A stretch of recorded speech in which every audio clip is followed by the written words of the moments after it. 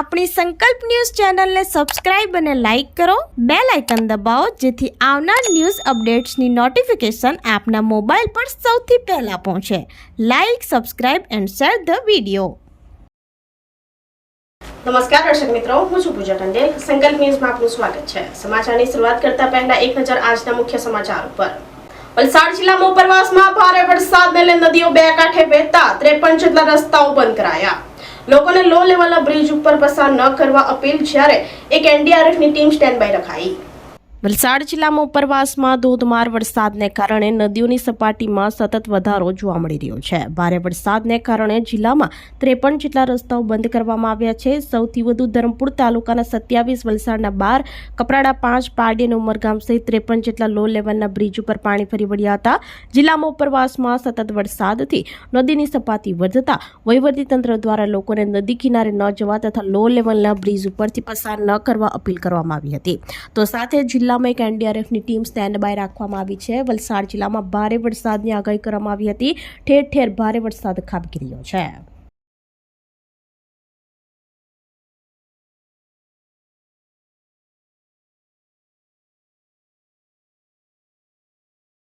સંકલ્પ ન્યૂઝના અહેવાલનો પડઘો. વાપી બલીઠાના માર્ગ ઉપર પડેલા ખાડાઓને જેસીબી વડે પુરાણ કામ કરી સમતળ કરાતા વાહન ચાલકોને રાહત. દર ચોમાસામાં બિસ્માર બનતો માર્ગનું કાયમ ઉકેલ લાવવા કોન્ક્રીટનો માર્ગ બનાવવામાં આવે તેવી લોકોમાં માંગ. વાપી નજીકના બલીઠાનો માર્ગ દર ચોમાસામાં વાહન ચાલકો માટે કમરતોડ બની જતો હોય છે. બલીઠાનો માર્ગ સંઘ પ્રદેશ દમણ અને નેશનલ હાઈવે નંબર 48 ને જોડતો માર્ગ હોય અને દમણ ઔદ્યોગિક વિસ્તાર હોય. દિવસ રાત અનેક નાના મોટા વાહનોની અવરજવર થતી હોય છે. બલીઠાના માર્ગ ઉપર મસમોટા ખાડાઓ પડ્યા હોય, જે અંગેનો અહેવાલ સંકલ્પ ન્યૂઝમાં પ્રસિદ્ધ થયો હતો. આ અહેવાલ બાદ જવાબદાર વિભાગની ટીમ દ્વારા બલીઠાના ખરાબ થયેલા માર્ગ ઉપર જેસીબી દ્વારા સમારકામ હાથ ધરવામાં આવ્યું હતું. બલીઠાના ખરાબ થયેલા અને મસમોટા પડેલા ખાડા ઉપર જેસીબીથી ખોદકામ કરી તેનું પુરાણ કામ કરાયું હતું અને માર્ગને સમતળ કરવામાં આવ્યો હતો. ખાડા ટેકરાઓથી પરેશાન થયેલા વાહન ચાલકોને થોડે અંશે રાહત થવા પામી હતી. બલીઠાનો માર્ગ દર ચોમાસામાં ખરાબ બની જતો હોય છે, જેનો કાયમી ધોરણે ઉકેલ લાવવા માટે અહીં કોન્ક્રીટનો માર્ગ બનાવવામાં આવે તેવી માંગ સૌ કોઈ પસાર થનારાઓ કરી રહ્યા છે.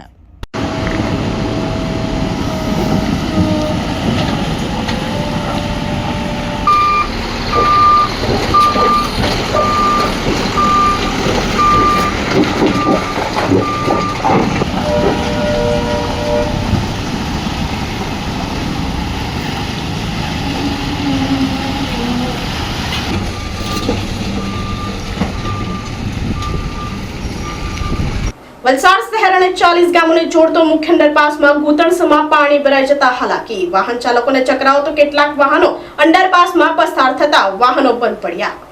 વલસાડ જિલ્લામાં વહેલી સવારથી ધોધમાર વરસાદ વરસી રહ્યો છે, જેને લઈ વલસાડ શહેર અને 40 ગામોને જોડતા મુખ્ય અંડરપાસમાં પાણી ભરાઈ જવાને કારણે વાહન ચાલકોને હાલાકી વેઠવી પડી રહી છે. વહેલી સવારથી પડેલા વરસાદને કારણે અંડરપાસ ઘૂંટણસમાં પાણી ભરાઈ જવાને કારણે વાહન ચાલકોએ ચકરાવ કરવાનો વારો આવ્યો હતો. તો સાથે કેટલાક વાહનો અંડરપાસમાંથી પસાર થતા બંધ થઈ જવા પામ્યા હતા. દર વર્ષે આ પરિસ્થિતિ સર્જાતી હોય છે, પરંતુ તંત્ર દ્વારા યોગ્ય પાણીના નિકાલની વ્યવસ્થા ન હોવાને કારણે વાહન ચાલકોએ હાલાકી વેઠવી પડી રહી છે.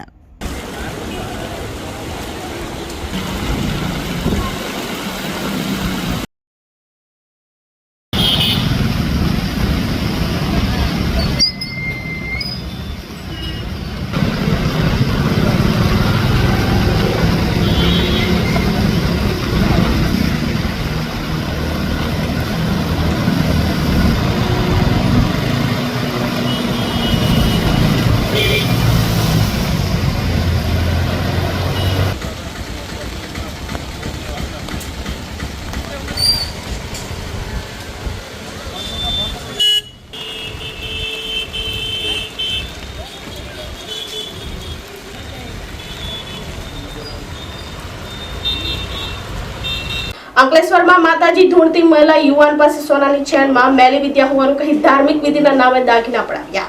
યુવાનના પરિવારને મહિલા વિશ્વાસમાં લઈ બેડ ખરીદી અને રોકડા સહિત રૂપિયા 4.44 લાખની ઠગાઈ કરતા ફરિયાદ. અંકલેશ્વર તાલુકાના નવા બોરબાઠા ગામ ખાતે અંધશ્રદ્ધાનો કિસ્સો સામે આવ્યો છે. માતાજીના નામે ધૂણતી મહિલાએ શાકભાજીનો વેપાર કરતા યુવકને તેની સોનાની 2 ચેન અને વીંટીમાં મેલી વિદ્યા હોવાનું જણાવી ધાર્મિક વિધિના બહાને દાગીના પડાવી લે તેમજ ક્રેડિટ કાર્ડ ઉપર બેડ ખરીદી અને રોકડા ₹20,000 મળી કુલ ₹4,44,000 ઉપરાંત ઠગાઈ કરતા મહિલા સામે શહેર એ ડિવિઝન પોલીસ મથકમાં ફરિયાદ નોંધાઈ છે. અંકલેશ્વર શહેરના 84 ભાગોળ વિસ્તારમાં રહેતા અને શાકભાજીનો વેપાર કરતા રોહનભાઈ વસાવાએ એ ડિવિઝન પોલીસ મથકમાં ફરિયાદ નોંધાવી હતી કે નવા બોરબાઠા ખાતે રહેતા પુષ્પાબેન કિરીટભાઈ વસાવાને દશામાં આવતા હોવાથી અમે છેલ્લા 10 વર્ષથી ઓળખતા હોવાથી અવારનવાર તેમના ઘરે જતા હતા. દરમિયાન રોહનને 1 મહિનાથી પેટમાં દુખાવો થતો હતો. તેણે ડોક્ટરો પાસે પણ દવા લીધી હતી. જોકે પેટમાં દુખાવો રહેતા રોહન પરિવાર સાથે પુષ્પાબેનના ઘરે જઈ આ તકલીફ જણાવી હતી. તેઓને દશામાં આવતા હોય અમને પગે લગાવી ફરી બોલાવ્યા હતા. ત્યારબાદ 27 જુલાઈના રોજ રોહન પરિવાર સાથે પુષ્પાબેનના ઘરે ગયો હતો. તે વખતે પુષ્પાબેને મને કહ્યું હતું કે તમે ગળામાં પહેરેલ સોનાની ચેનમાં કોઈએ મેલી વિદ્યા કરી છે. આ ચેન પૂજામાં માતા પાસે મૂકવી પડશે અને ચેન 6 દિવસ બાદ તમને પરત મળશે અને તમારી તકલીફ દૂર થશે. જેથી રોહને સોનાની ચેન પુષ્પાબેનને આપી હતી. બીજા દિવસે બીજી સોનાની ચેન અને વીંટીમાં પણ મેલી વિદ્યા છે જે લઈ તારી મમ્મી સાથે આવતીઓ મેસેજ કર્યો હતો.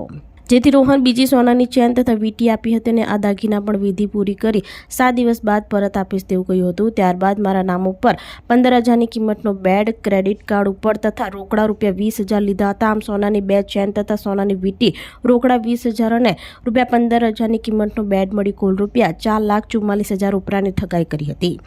મારી વસ્તુઓ પાછી માંગતા તેઓ ન આપી મને ખોટા કેસમાં ફસાવવાની ધમકી આપે છે. આ ફરિયાદના આધારે શહેર એ ડિવિઝન પોલીસે પુષ્પાબેન વિરુદ્ધ ઠગાઈ તથા અંધશ્રદ્ધા અધિનિયમ હેઠળ ગુનો નોંધી વધુ તપાસ હાથ ધરી છે. અંકલેશ્વરથી રિપોર્ટર અવી સૈયદ, સંકલ્પ ન્યૂઝ. નામ રોહન છે. મને પેટમાં દુખતું હતું તો મેં દવા કરાવી મહિના એક જેવી, પણ મને એ દવાથી ફેર ના પડ્યો.